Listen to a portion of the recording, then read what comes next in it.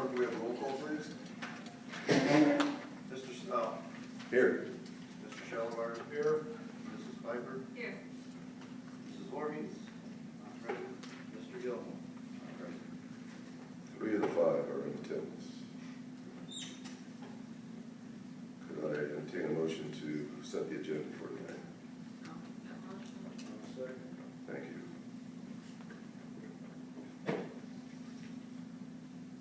Mrs. Piper. Aye. Mr. Schellenberg. Yes. Mr. Snell. Yes. Under reception of the public, I see that our CEA, at least one of both co-presidents are here. Well, wonderful. Would either of you, Eric or Steve, like to address the board or give us any information tonight? I don't think we have any information at this time. School's going well, So far? and the honeymoon is officially over though by now. Okay. Mrs. Henderson is here as well. How are you, Carol? I'm doing great, thank you. Good. Anything on your mind? No, well, a lot of things on my mind. Maybe nothing you want to share with us tonight? No. Okay. So we'll keep right on moving. I hear there's something going on at 9 o'clock. I don't know what it is. Let's see. Mr. Metz. Eric Westy and Renee, I'm sorry. Yeah, they're up first, I'm sorry, Bill.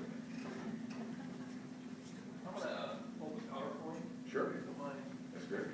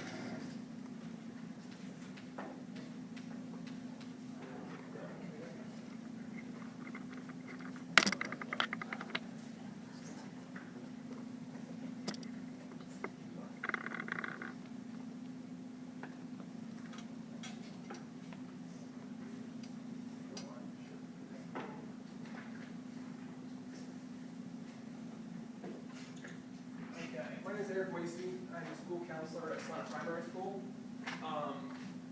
Like a colleague of mine, Renee Winter, now Renee Simcoe, she just got married this weekend.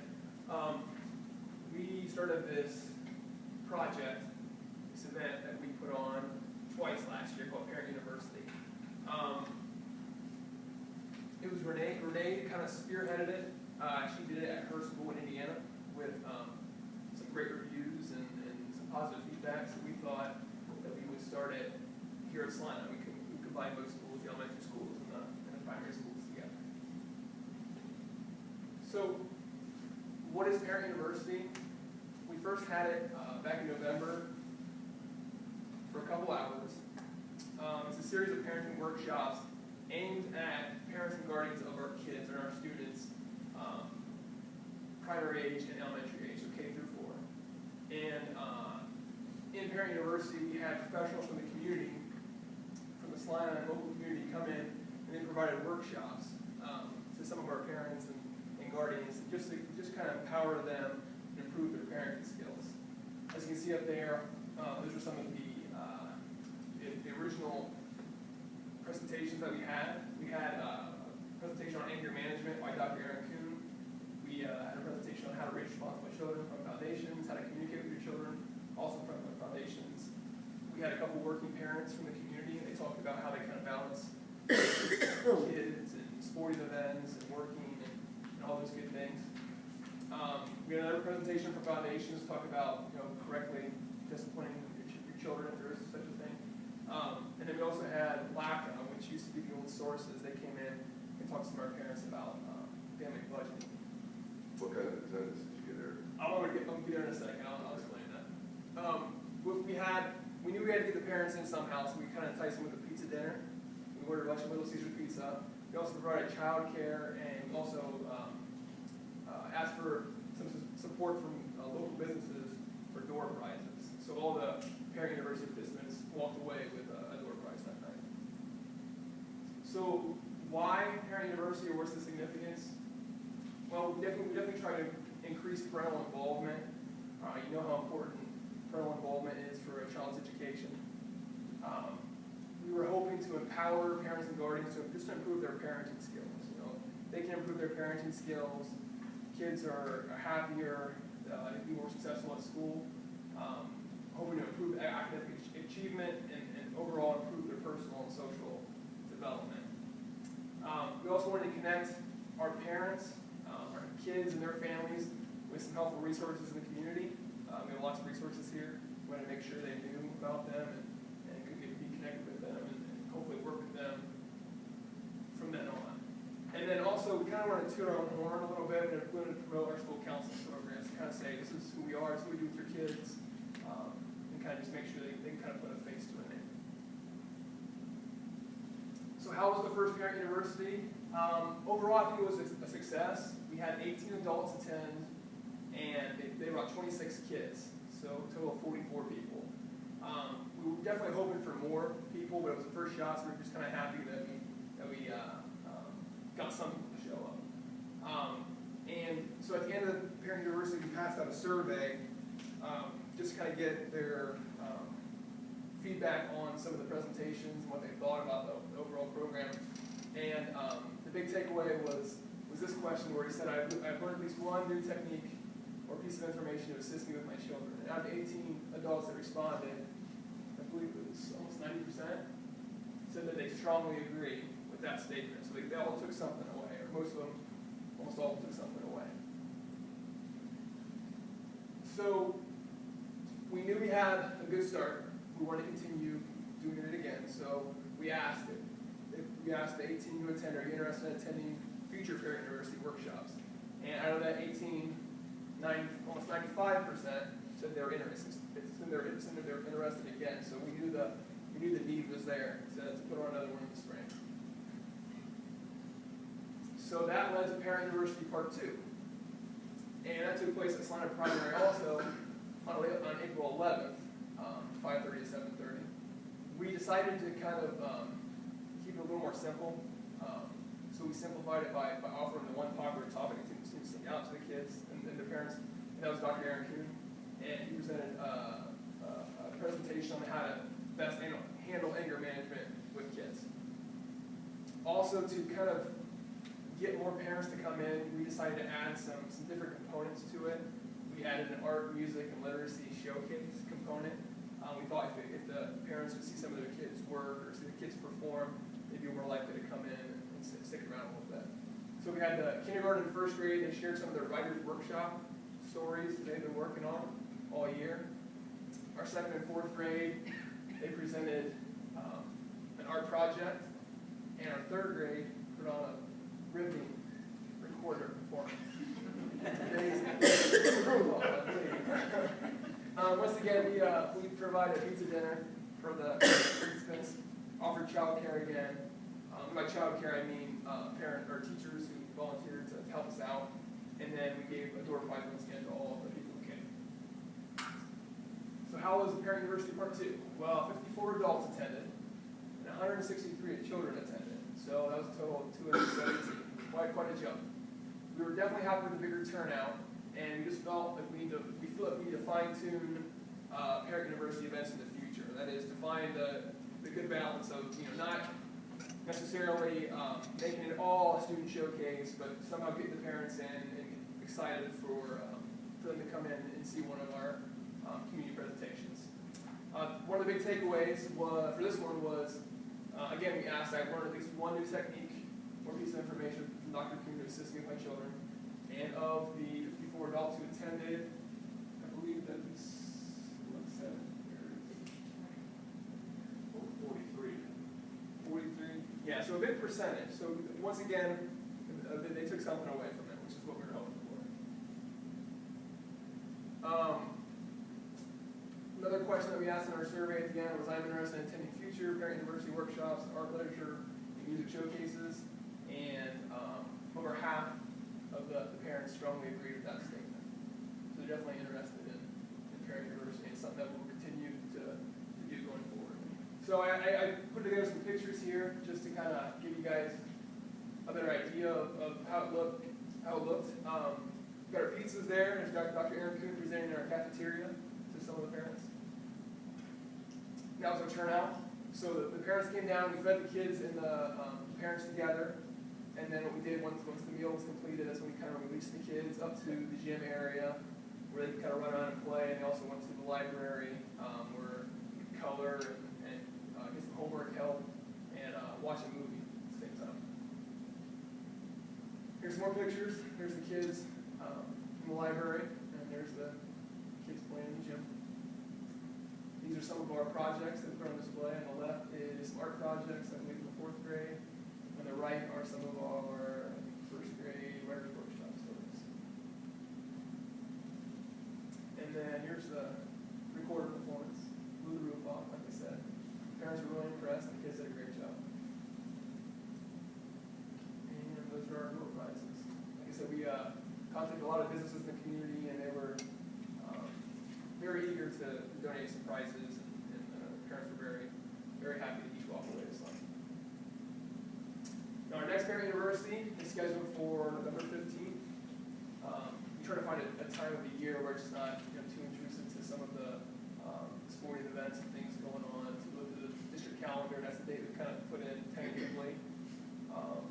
Yeah, we're going to start working on it soon, put it together, and hopefully a good turnout again. That's it. Any questions?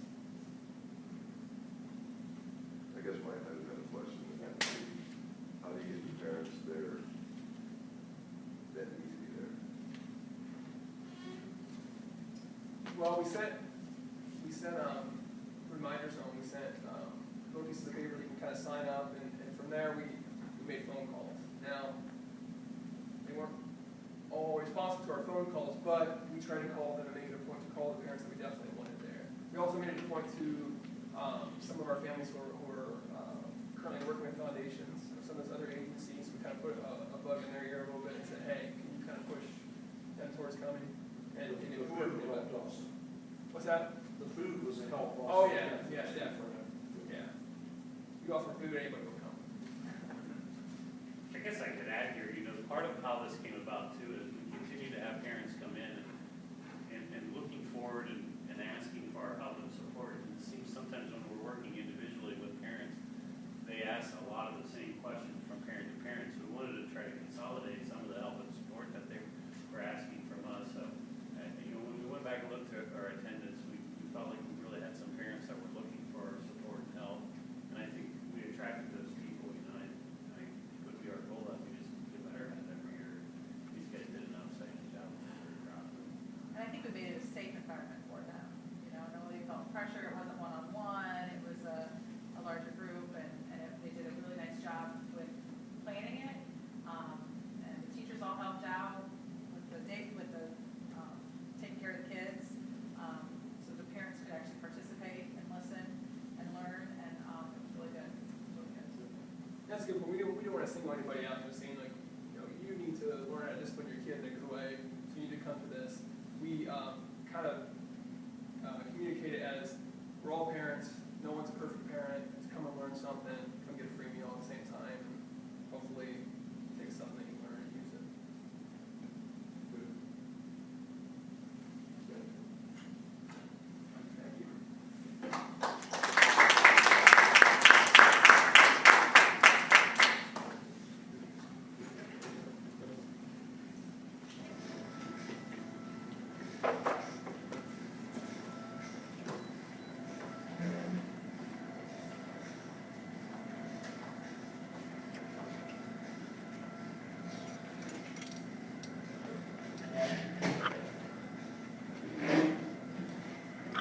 Thank you.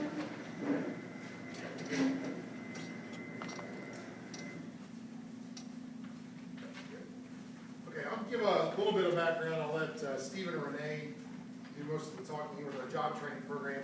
But basically, the background of this program is that we were looking for a program for some of our identified students to get some job skills, basically. Made a couple of phone calls and was checking into what it was going to take to initiate that program, and found out that we had 2 teachers that already held the certification that it would take to start that. So at the beginning of this year, we started a job training program for our upperclassmen, 3 periods of the day, and then our underclassmen. And right now, I'll let Steve and Renee, if they want to come up, and they can share you some more of the details of the program. Steve Stewart, Renee Kramer. We don't have a fancy PowerPoint. Yeah. We made a pamphlet.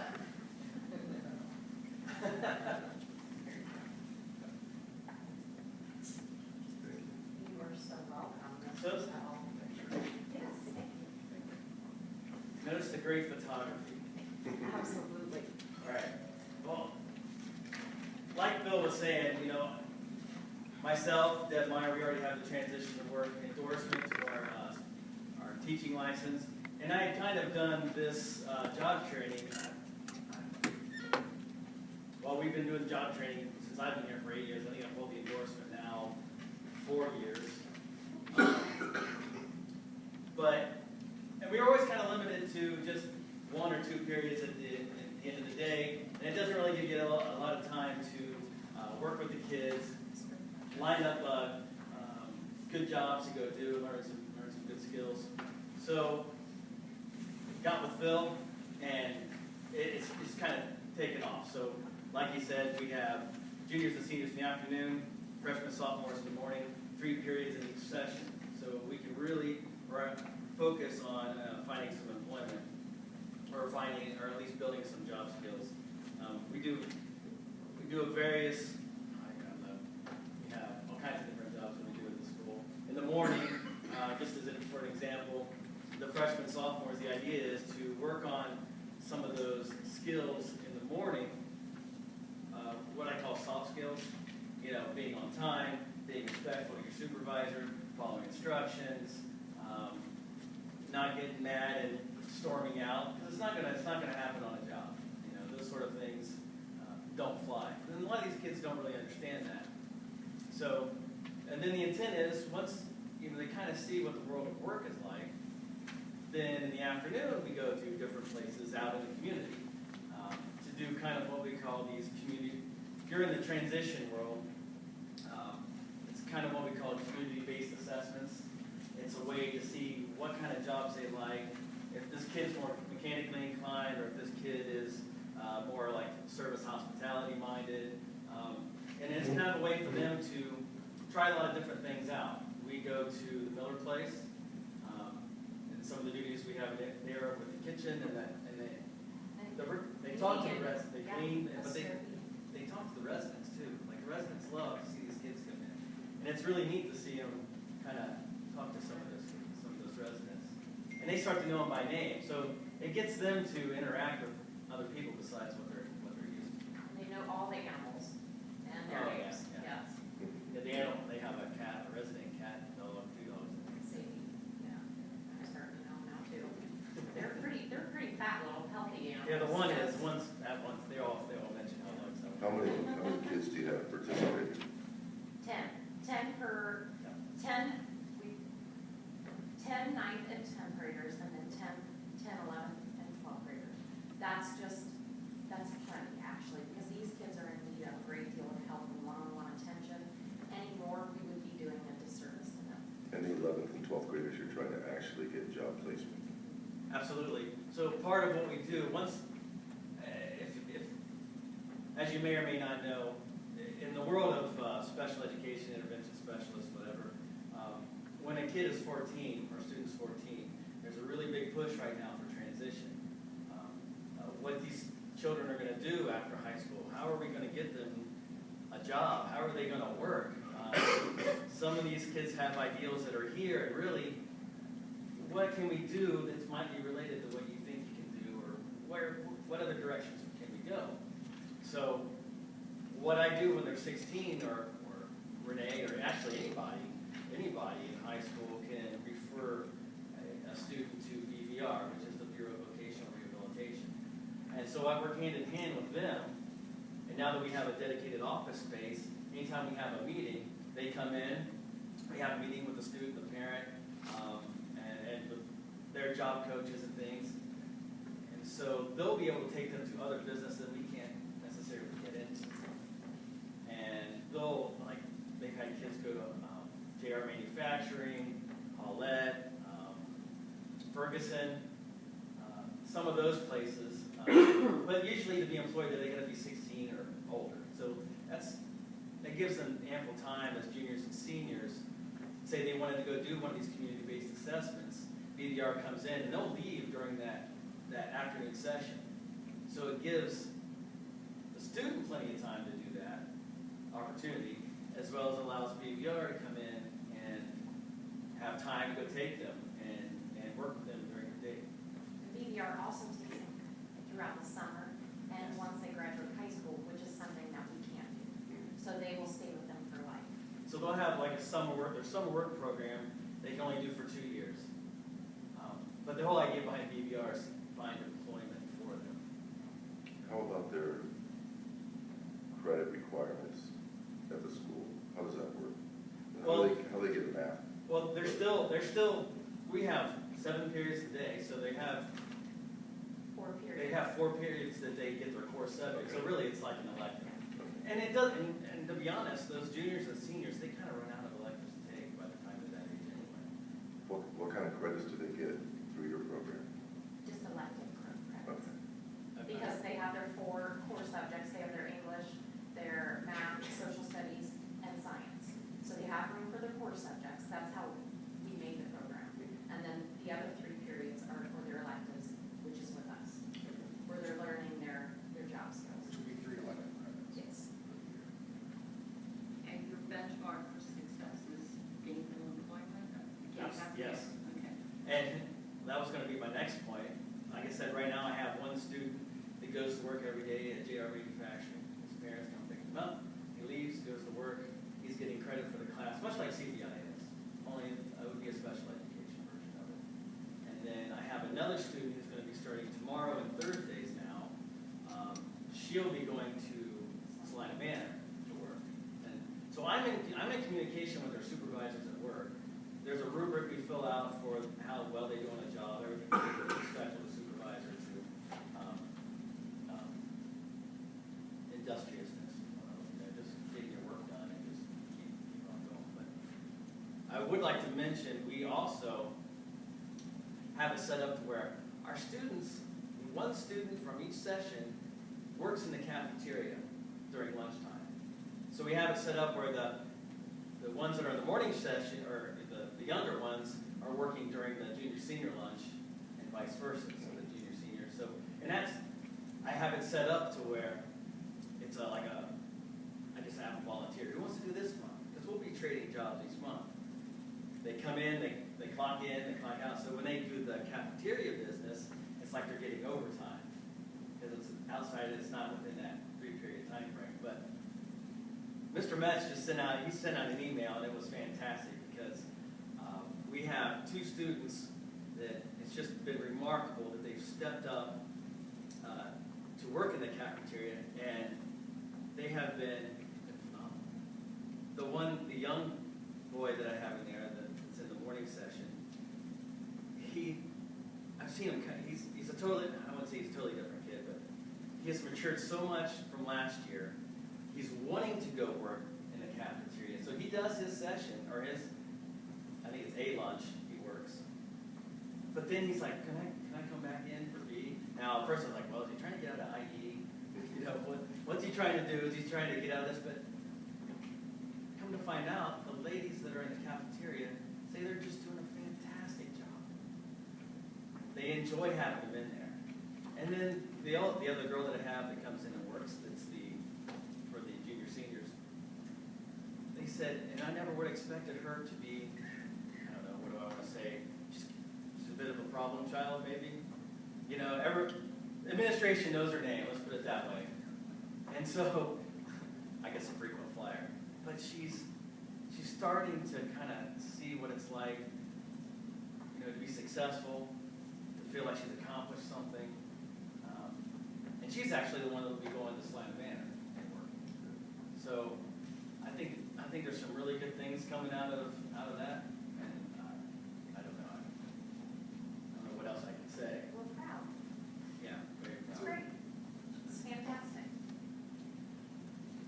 Thank you. Any other questions? Appreciate it. That was nice.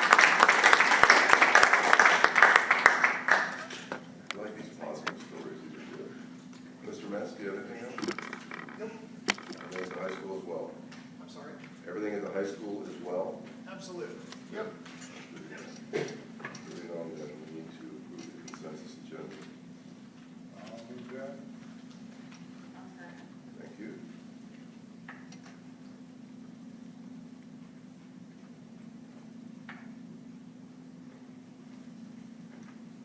I'm gonna try to save my voice here a little bit. I've given you the reports that you've received all through the past. I did add a whole list of the checks that are written each month. I think that's important for you to see the actual checks that are written. If you don't like that, tell me and we can eliminate it. We did get the tuition rates from the Ohio Department of Education, which I'm asking you to approve tonight at $59,0605. Asking you to accept a donation from Hal and Laura Hoover for the Scholastic team of $500. We did receive a tax abatement application for Seatown Wings. I do have the agreement with Dinsmore and Scholl LLP to serve as the bond counsel for the TriStar and school improvement bonds. And also asking you to approve the permanent appropriations for fiscal year 16.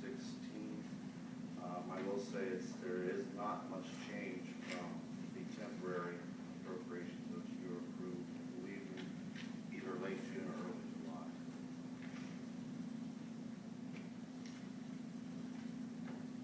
I have a couple of questions. If we're Okay? Okay.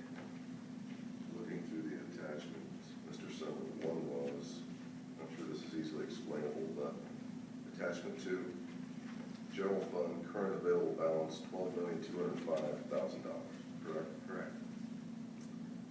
Then, let's see, attachment number 5, I think indicated that we were at, it was a different terminology, but it sounded like the same thing. Like we had a $9 million balance, and that was ending cash balance, bottom of page 1, attachment 5. So this says, let's see, ending cash balance, 9.5 million, but attachment 1 says general fund, current available balance, 12.2 million. What am I missing here? Well, if you don't mind, I'm gonna have to do a little research. But this is a program generated report they have provided. Okay. I'm gonna see if there might be some discrepancies in how that's being generated. Okay. I just thought that when I was looking at these, I thought, I would think that they would have to coincide. They really should. Okay.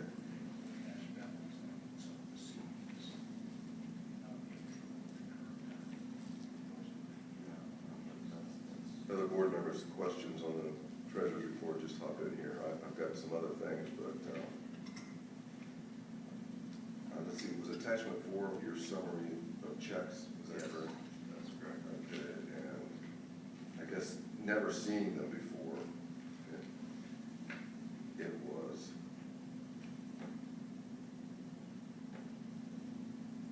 overwhelming.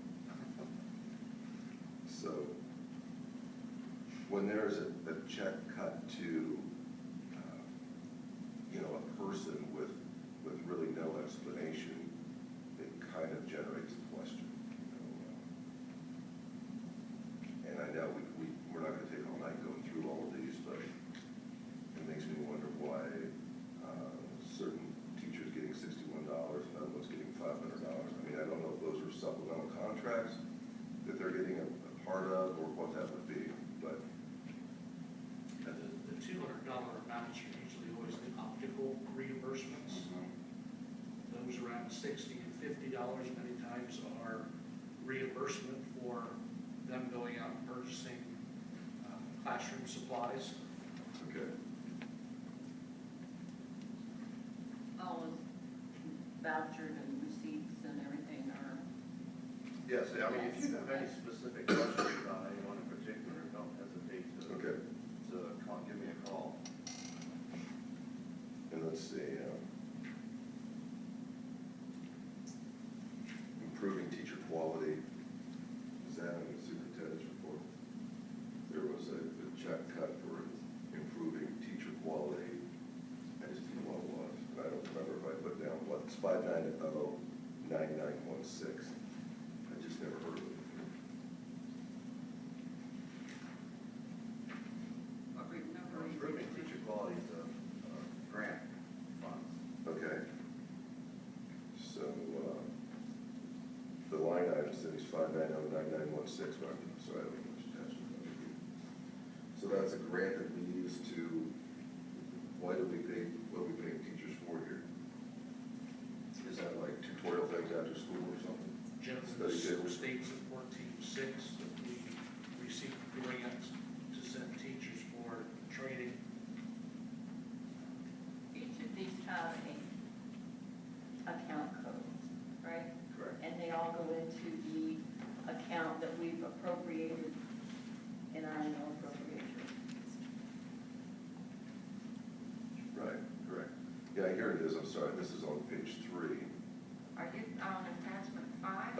No, attachment 2. Back. Attachment 2, I was looking at the check. 590-9916, it just says improving teacher quality, beginning balance $10,845.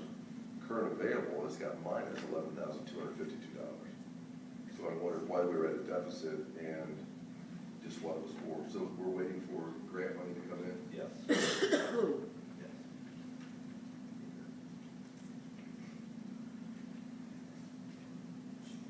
Anybody else? And is that what the stipends for the DLT comes out of?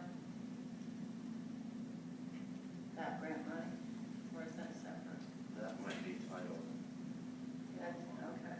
So these are more like in-service things? Could be. Okay. For the most part, State Support Team 6.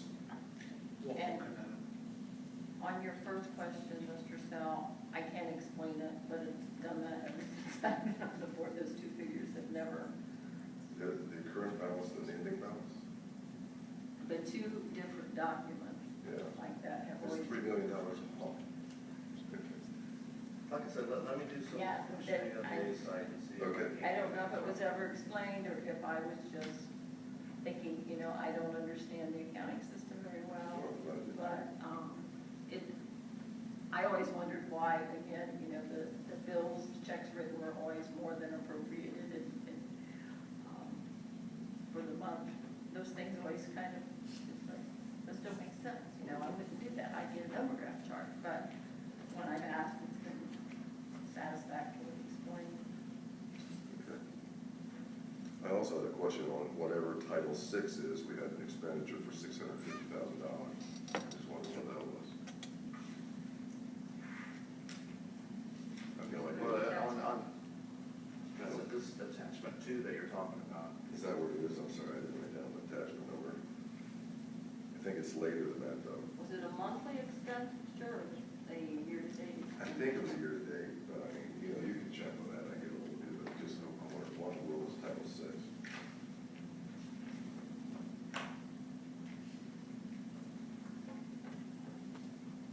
Title 6B, that's our special education grant. So that's coming in? Yes. Okay.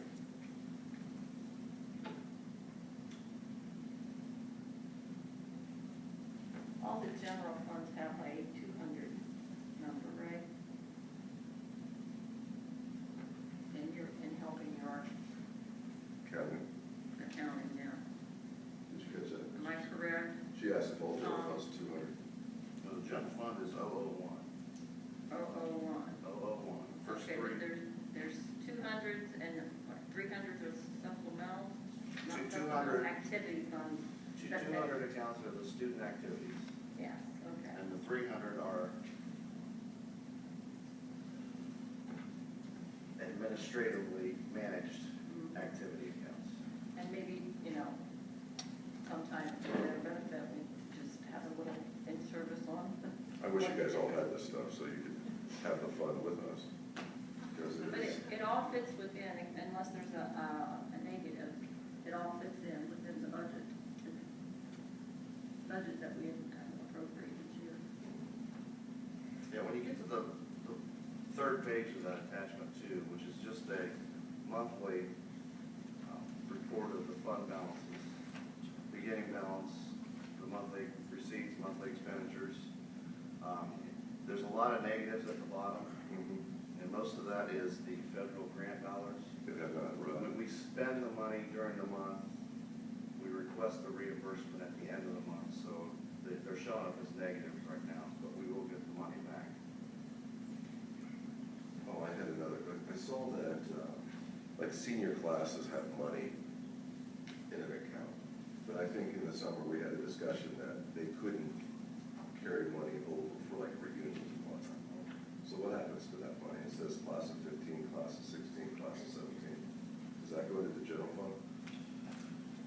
No, generally, we don't do that. Past practice is it either goes to another activity, or if the junior class who's hosting prom doesn't have enough funds. I know that. Now, I'm speaking with my past experience. That money was used to help with the upcoming prom. I just wonder if the senior class advisors are aware of that. I don't think that's what our practice has been. After so many years, I know what, you need to research and see what we've done. I know, but that's not right. Our board policy says that it does not, it cannot go to a class reunion. No, I don't mean that it's gone to class reunion. Or it has gone to class Oh, it reunion. has, okay. Yes. Well, after so long, there have been some that came before the board and were delegated to go back into some fund, not just given to the reunion. But I don't think it was the next upcoming class, is what I said. Are they allowed to use it for class gifts? Yes, if an outgoing class would like to say, we want to, Buy new scoreboard? yeah, do whatever, depending on the fund, they can. So why do we even maintain it? Why don't we just tell that class on graduation, decide what you want done with it, and then it's closed? Either that or put 4 names on it and put it in a bank account somewhere. So it takes all 4 class officers to be able to withdraw the money for a reunion or something. You can't Can't do that. kids with names on an account. Public funds. That's right. No problem. Good. But I mean, is that something that, look at the board policy and why, or are there expenses that come in later, once after graduation? The class advisors have been made aware of it, so some of the discussion that we've had was to put it in the principal's fund and then take care of any expenses that we have as far as graduation, when we get to a certain dollar amount, to do some sort of a memorial of that class back to the school. So I know that's what other schools have done. Well, I talked to Jason about it because I thought the money that they put in there, they could withdraw in 10 years for postage for Right. freshmen. And I can see it going to your freshman orientation t-shirts or something like that, you know, that it's constantly rolled away and rolled around, back around. Mr. Summer, do you have anything else? Oh, that's all I have. Okay. Thank you. Mr. Geese, you have anything you're up? Item 1 under personnel, recommended approval of the following substitutes for the 16-17 school year. Items 2 and 3 recommend the approval to accept the resignations of Patricia Gasher, bus driver, Tara Gardner, cafeteria worker at the elementary school. Items 4 and 5 recommend the approval of a 60-day probationary contract for Helen Jane Wendell, cafeteria worker at the middle school, and Heather Kuhn, cafeteria worker at the elementary school. Items 6 through 8 recommend the approval for a change of contract for Melinda Young, bus driver. She's requesting 2 deduct days. Also a change of contract for Annette Brem, from Head Start bus driver to Salina City Schools bus driver. And Nancy Boer from educational aide to office aide at the middle school. And then the last item, 9, recommend the approval to hire Nicole Crowell, cafeteria work at the high school. Mr. Geese, is Mrs. Brewer going to be an additional aide at the middle school, or is she replacing someone? Tammy LaRue is the person she's replacing. Tammy went out to Head Start. Okay. Thank you. Any questions for Mr. Geese? Now, when someone asks for 2 deduct days, do you usually, are you supportive? I am. Dr. Schmeiser? Thank you. Item number 1, recommend approval of the following substitutes for the 16-17 school year. Number 2, approve to accept the retirement of Dean Geeske, Assistant Superintendent, effective January 1st, 2017, after 31 years of dedicated service. It doesn't say dedicated, but thank you. And we do thank you. Approval to accept the resignation of Jennifer Ackerman, EMS Coordinator, effective today, Monday, September 26th. Number 4, approve to accept the resignation of Marcia Smith for the supplemental of foreign language department chair for this school year. Is she going to be replaced? Yes. Number 5, approve to accept the resignation of Chuck Sellers for the supplemental of music department chair for the 16-17 school year. Number 16, approve to accept the resignation of Nikki Etzler for the supplemental of head middle school track coach for the 16-17 school year. Number 7, approve to accept the resignation of Rick Schleicher for the supplement of 8th grade girls basketball coach for the 16-17 school year. Number 8, approve a change of contract for Kylie Bader for the supplement from 7th grade girls basketball to 8th grade girls basketball coach. Number 9, approve of a change of contract for Kathy Hart, intervention specialist at the middle school. She's requesting 2 deduct days, November 7 and 8. Andy Mikesell, change of contract for deduct days, November 22 and 23, excuse me. Number 11, approve deduct days for Kelly Black, November 23rd. Number 12, Sheila Baltzell requesting deduct days for May 18, 19, and 20, 2017. 13, approve Danielle Fritz to teach extended school year for special ed in August of 2016 as needed. Number 14, approve a $1,750 stipend to Ryan Turnmeyer for producing the 16-17 school calendar. 15, recommend approval of the following supplementals: Pete Lisi, middle school head track; Tyler Focus, assistant middle school track; Chris Antill, middle school track assistant; Hal Hoover, the foreign language department chair, is what you were asking. Katie Brodegong is doing the music department chair. We have resolutions for an overnight trip of the varsity boys basketball team on November 18th and 19th to Mansfield, Ohio. Approval of an overnight trip for high school baseball team on Saturday, April 1st to Dayton, Ohio. Number 3, approve of an overnight trip for a 5th grade gifted trip to Chicago, Illinois on either May 4th and 5th or May 11th and 12th, depending on availability. The one resolution, Dr. Schmeezing stated that it was on a Saturday and Sunday. I think it was baseball. I think it was probably 13. 12 just says, however, I'd like to take the varsity boys basketball team on the 18th and 19th. Is that a weekend? I would think they would be taken off on Monday and a Tuesday for, and then I think it was the same thing for the gifted trip. I just wondered if they're going on a weekend or if they're on weekdays. November 18, 19 is a Friday, Saturday.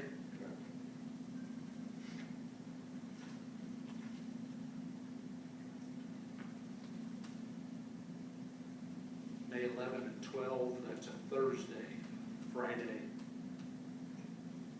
4th, 5th, also Thursday, Friday for the gift. Also, question we have, Kylie Bader's going to move up to 8th grade basketball, correct? She's taking Rick Schleicher's position. She's asking for that. I just wondered who's going to take 7th grade girls basketball. It's still posted, so that has not been filled yet. Okay. Correct. Number 13, approval of Danielle Fritz for August of 2016. That is correct. Looks like it. Yes, sir. Let's cover that too. I believe she did 5 hours. And then the stipend, is would be new, and we changed the format of the calendar. He used to be using more of his extended days from TriStar, and with the added days that were put towards the calendar, I met with Tim Busher, and we kind of worked that out to make that fair for the time Ryan put in for that calendar. You anticipate this as a one-time expenditure though, correct? At that amount, certainly. Okay. In the future, it could be So we want. quite a bit smaller amount, if it's needed at all. Because in the past, there was, I don't ever recall paying anybody to do it. If you notice the difference in the new calendar, I mean, it's definitely one way for this type of thing. But didn't we send it out to get it done last year or somewhere? Ryan did it last year, but certainly it's printed off-site. Okay. This one was as well. Was it somebody locally running? I believe, was it out of Cincinnati? Have we ever looked at Mercer County Collar or anywhere else? Ryan certainly shops the prices on that before he has it printed.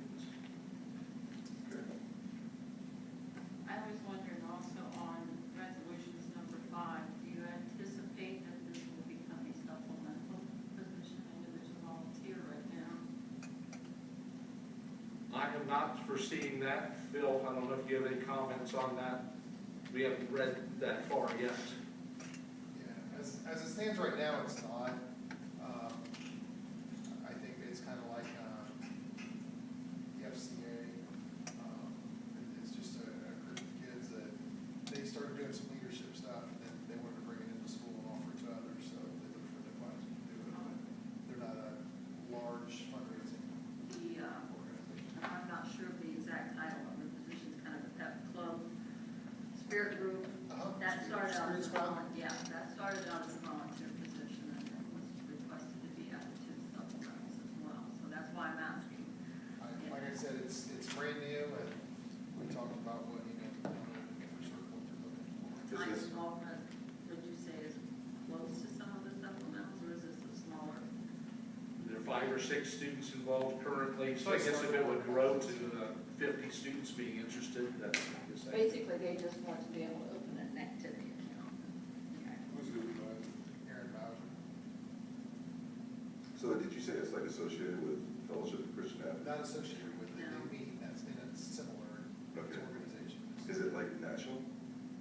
I do believe, yes. Yeah, we have a couple national conferences during the summer. We've had several kids go to YLA, they do the Hobie Conference, the U of Ryan Youth Leadership. I know our student council sends folks to leadership conferences, so there's a number of different leadership organizations around there. These kids just have an interest in YLA. Attachment 16 says a lot of that in it, and it says that Mr. Bowser is currently volunteering. Is there still a varsity C club? Is it active?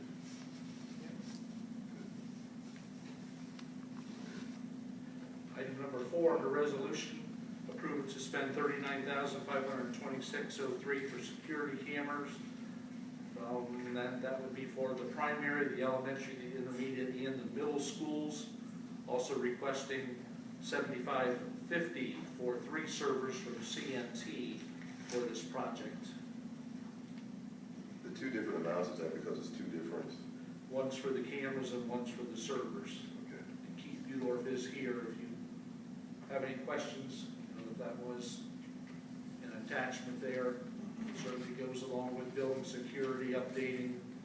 But the servers pretty much can't be updated any longer because of the old programs that are on them.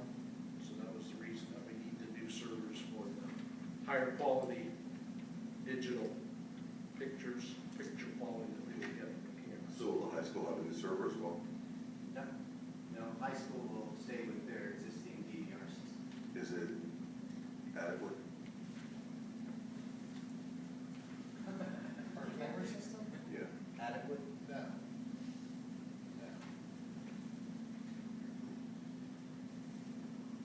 Initially, we started out just looking to replace elementary, primary, and intermediate because they have older servers. And the software on their servers will not, cannot be installed on anything past a Windows XP machine.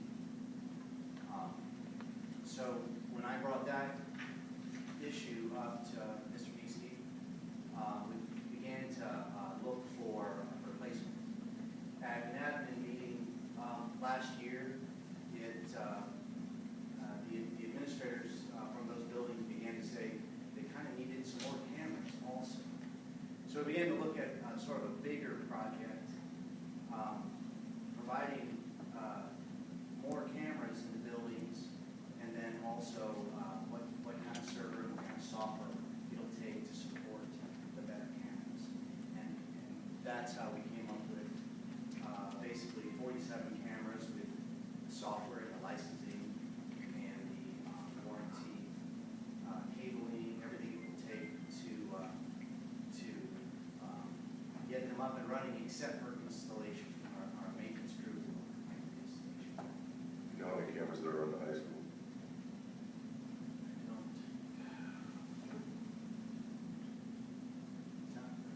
Yeah, I would say close to 3. You feel they need updated? I can't speak about the cameras, it's just, are they adequate? We can see most places where we have any type of activity. The problem is if we have to go back and look for something, it's a very slow, time-consuming process. We have to go through 3 different DVRs, Keith, is that what they are? Yes. In order to try and piece stuff together. If they're going from one set of cameras onto another screen, we're trying to track some students or see what's going on. It's very time-consuming to be able to do that, but So how many of these are, I mean, are we going to have adequate coverage then at the front doors with this new? Yeah, actually, the only thing we really have as in elementary, primary, and intermediate is front door and maybe a back side door. Really only 3 cameras in each of those 3 buildings.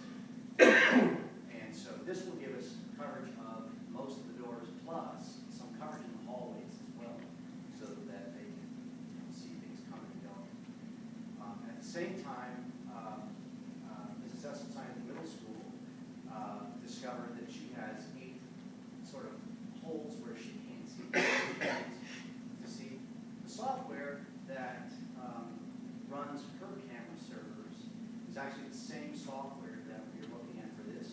So it seemed the right time to buy 8 additional licenses and 8 additional cameras to bring her up to speed as well. Well, this certainly fits in with our #1 goal of providing safe and secure environments for our kids, because that not only assures us of anyone getting in the building that we don't want, but, you know, if you have that situation where there's a fire or whatever, you can actually see how everything went down. And not to digress too much, I'll be brief, but I did hear very positive reviews about what they did over in St. Mary's for their crisis intervention for like a teacher in service or whatever. They're locked, lockdown, that was It was crisis management, I think. So they brought in all kinds an enactment of a potential shooter. when you look at it from that aspect, just that to go back and recreate, you can go back and watch video footage. You could never watch live movement through a building. You talk about from the security side of things, the time that it would take to flip from one set of cameras to another, you would have a very difficult time in tracking someone going through a building. But we've got it all mapped out to where we know when they walk down this hallway, they're gonna go from this set of cameras, and they turn left, they're gonna go to this set of cameras. But it'd be almost impossible to watch somebody move through a building. Thank you. To go with your point, talking about St. Mary's this past summer, the local law enforcement actually came into the high school and we did one of the Alice trainings here in the high school as well. This year. This summer, yes. Yeah.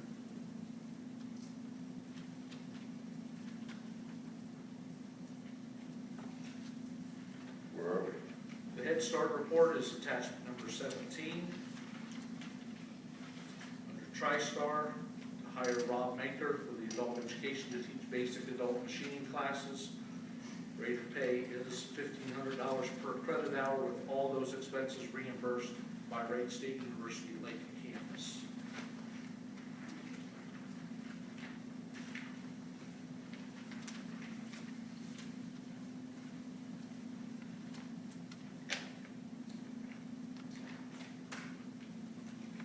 Anything else, Dr. Shady? No, sir. Moving right along now, we're to the approval of the removals of items from the consensus agenda. Anything need to be removed? If not, approval of the remaining items on the agenda. I'll make the motion. I'll second. Mrs. Piper? Aye. Mr. Sell? Yes. Mr. Shellenberg? Yes. All right, number 7, we have the second reading of the board policy guidelines for drug prevention. That was attachment number 18. Why are we moving from Ohio law to federal law? Federal law still prohibits the use of marijuana. It's a controlled substance under federal law. Okay. So there's some probably states that would allow medical marijuana. And Ohio is now one of those states. Okay. Yes. Under item number 8, because we only have 3 board members and one of the 3 would abstain from voting, we will add that item to the October agenda. Okay. So you're asking for a motion to do so? No, sir. Okay, so this was for the existing. Correct. Just take that off. Gotcha. Item number 9, informational items. We do have 2 of our board members, Matt Gilmore and Cindy Piper, being recognized for 15 years of service. And we plan to attend October 20th Northwest Region Fall Conference. That's being held at the Vantage Career Center in Van Wert, Thursday, October 20th, that evening. It's at 6 o'clock. We'll probably leave at 5 o'clock to head over. You heard from that? No, I will contact him since he didn't show this evening to see what his plans are for that evening. Anything else? You need to know a number so that you can do either individual or a table. Correct. Okay. Well, I think I let you know I plan to. Along with your spouse, correct? Depending, I mean, if he makes the odd to have to sit at another table, you know, I can send that in on my own and just pay for that, and he doesn't need to go in on this order, but. So the district will pay for that, you don't have to worry. Because we've set it separately, the district will pay for that. For mine, but they don't need to pay for his. Mr. Deasy, we still want to make this debate. Anything else for the good of the order? If not, thank you. We stand adjourned until the October meeting. Thank you for that. Oh, yeah, we're going to do that.